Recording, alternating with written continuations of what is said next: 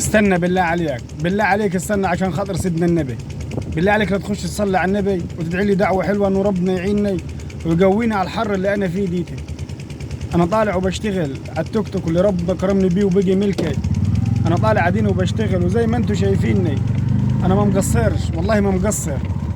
برغم ظروفي وتعبي والهم اللي انا فيه بطلع وبكافح وبشتغل، وزي ما انتم شايفيني انا ديني ماشي على الطريق.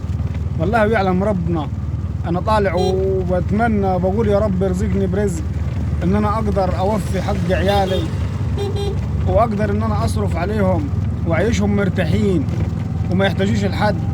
وربنا يعيني يا رب ان انا راجل تعبان برضو، يعني يكونوا بعون ان انا بطلع وبشتغل وبرغم الظروف والتعب اللي انا فيه ومش بقدر اقوم الارض. والله ما بقدر اقوم الارض قسما بالله العظيم. برغم التعب والهم اللي انا فيه برضك انا حامد ربنا وغير الحمد لله، قال الحمد لله عايش حياتي ببساطة وراضي بنصيبي والحمد لله.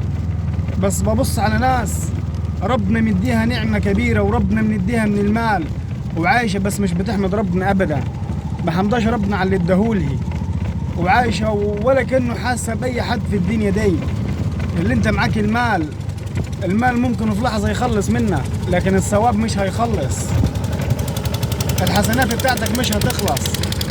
المال ممكن في لحظة تلاقيه راح من يدك. الدنيا دي والله ما دايما لحد، النهارده معاك بكرة هتكون عليك. بص لبكرة ما تبصش للنهاردي، لا ده بص لبكرة، بص الآخرة بتاعتنا هتكون ايه.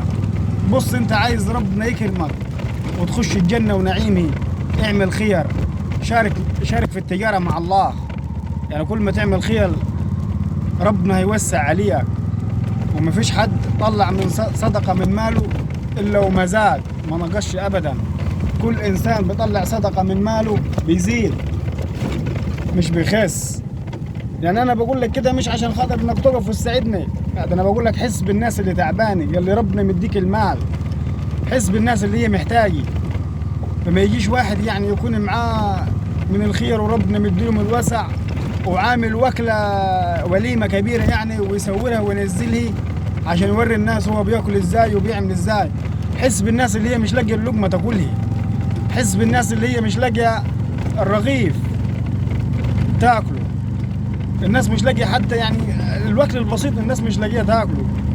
انما انت طالع وعامل لك وليمة كبيرة، ذبح لك خروف، ذبح لك ذبيحة كبيرة وعازم ده وعازم دي. طب ما انت بص في اطفال وفي ناس ما عندهاش مقدر انه هي تجيب ولا تعمل زي كده.